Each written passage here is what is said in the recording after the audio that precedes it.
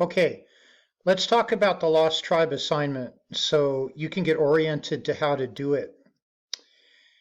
As you've seen, we are building upon different skills as we go through the course. And what you've already done is an assignment on riddles. Now, riddles have to do with inferential thinking. And as we know by now, there have been identified two sorts of thinking that we tend to use. One of them is deductive and the other is inductive. Now, this is a really key concept to grasp. So listen carefully. Deductive thinking is like math. It's where you already have premises and then you take phenomenon, data, the whole wild buzzing world, right? Most of which doesn't fit in any kind of category at all. And what you do is you take the data, and once you have a premise, you apply your data to the premise, and then you're able to come to a conclusion. So for example, let me see if I can think of a good one. Is this a pine tree? Well, what are the characteristics of a pine tree that we can recognize, which would allow us to evaluate whether it fits into that species? Then, once we've looked at the various characteristics, such as the production of pine cones, a particular pattern on the barks, the fact that pine trees have needles, that they aren't deciduous, etc.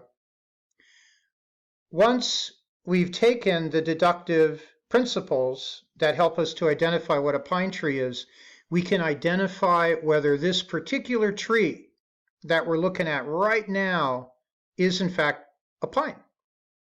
Okay, so you see how that works. That's going from a deductive principle and working down and arriving at a conclusion. So that's why we call that, well, deductive thinking, right?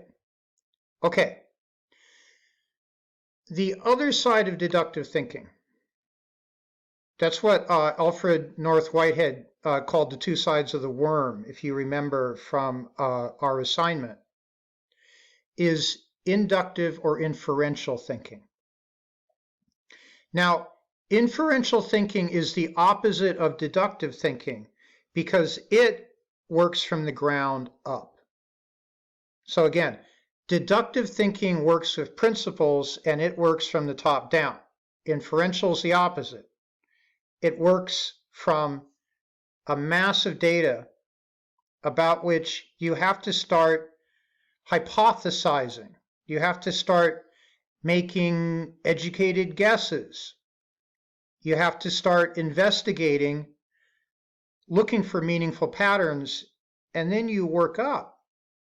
And hopefully you arrive at a general principle which helps to explain the phenomenon. I'm trying to think of an example here. Let me try one on you, okay? So, for hundreds of years, Europeans were walking into ancient caves, old caves, deep caves, usually in limestone, in France and Spain. And in the depths of these caves, they would find this extraordinary art. Bison, elephant, lions, horses, incredible, flowing across the walls. But no one recognized what it was. And the reason for this is at that time, let's say, 300 years ago, 200 years ago, 250 years ago, everyone believed that the world was 6,600 years old and that everything had been created all at once. by God. And so there was no concept in their minds. There was no possibility for them to look at these paintings and realize they were much older than 6,000 years old. In fact, with our present scientific techniques, we are able to confidently date the art in these caves to 35,000 years ago in some cases. Many are 20,000 years ago. And so it wasn't until Darwin came along, Darwin and many other researchers as well, many other scientists came along and began to recognize that in fact the earth and the species upon it were far, far older than the biblical model offered us. And when that happened, suddenly the possibility opened up for people to make the right inferences to realize this cave art is from our ancestors and it is truly ancient. It's truly old. It comes from a time of such antiquity that we couldn't even grasp it at first. And now we've even found Neanderthal art, which was a species which lived alongside the Homo sapiens. They were human, but they weren't human like us. They went extinct, but we have found cave art of theirs going back 150,000 years now. So think about that. The way that these discoveries were arrived at was primarily inferential. It was taking the data and pressing it against what we knew and making hypotheses and beginning to formulate conclusions and then testing those against what we knew and then forming more hypotheses and investigating further. And finally, all that mass of data using the inferential method, we were able to draw conclusions from. And one of those great conclusions was that these were sacred temples beneath the earth for our ancestors. And that the dates were far, far older than we could have imagined. Now, are you beginning to get a sense now of the difference between deductive, which works from what we know, applies what we don't know to it, and then we end up with a conclusion, to inferential, which takes something unknown, makes hypotheses, makes inferences, some are more solid than others, tests those, and ends up formulating a thesis, even, if you can get to that degree of certainty.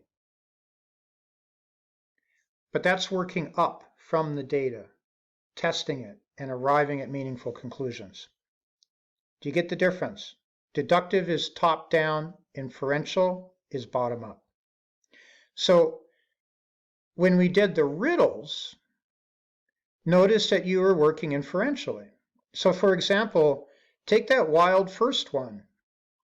I don't have it open before me, but it's the one that begins with the I fill cathedrals, I haunt islands, I calm the passion of kings. And as you read that, you were thinking, what in the world could that be? And so what you're probably doing is formulating hypotheses, right? You're saying, okay, calms the madness of kings. Could it be Prozac? No, they didn't have Prozac. Let's see. Could it be, what calms the madness of kings? And you say, what haunts islands? Yeah, coconuts, you know? Not so easy, but what about fills cathedrals? What fills cathedrals? There are some others I can't remember right now. Anyhow, the answer was music.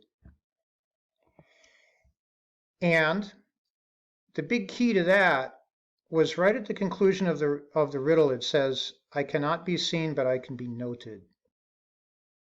And of course, that's talking about music notation. Now, if you solved it, and if you didn't, that was the toughest of the riddles, so don't worry too much. What you were doing is you kept testing and hypothesizing and connecting together the dots and saying, gee, does this work? Does that work? How do I solve this?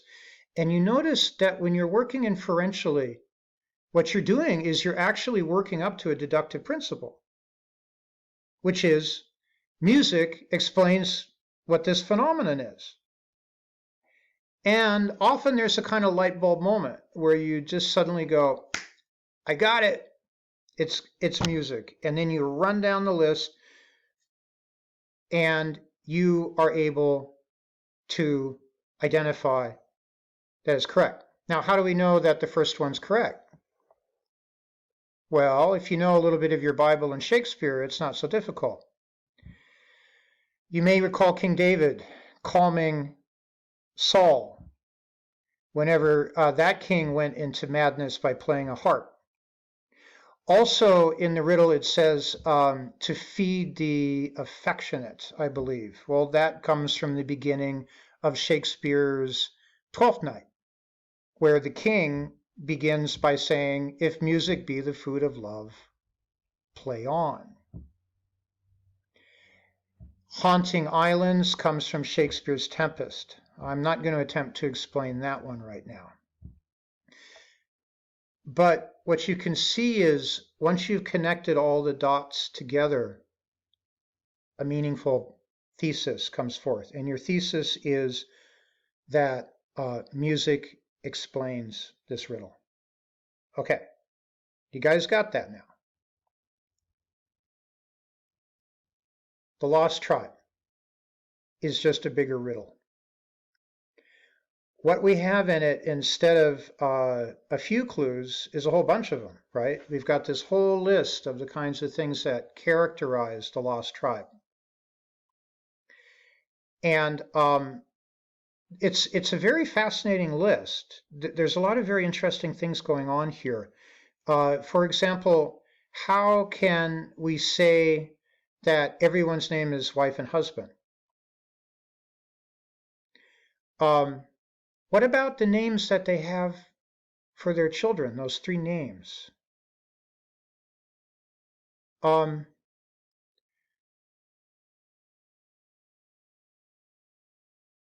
Again, I don't have them open in front of me, which is probably a bad move.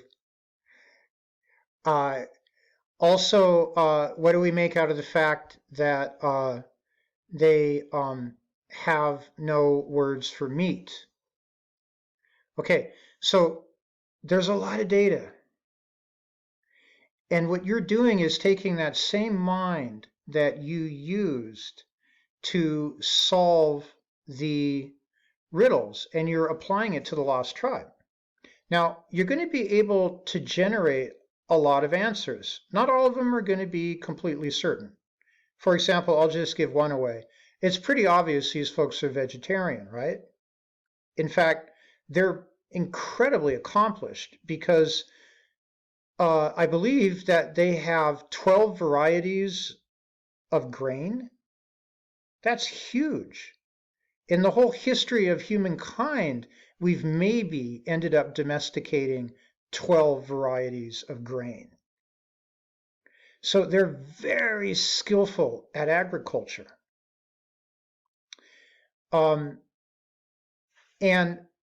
also from the data, I'm going to give you another one, okay? We can probably figure out whether they live in the temperate or tropical zone. How do we know that? Well, think of the difference between the seasons in the tropics and in temperate zones. Okay, so you see how I'm actually applying deductive principles now to solve the inferential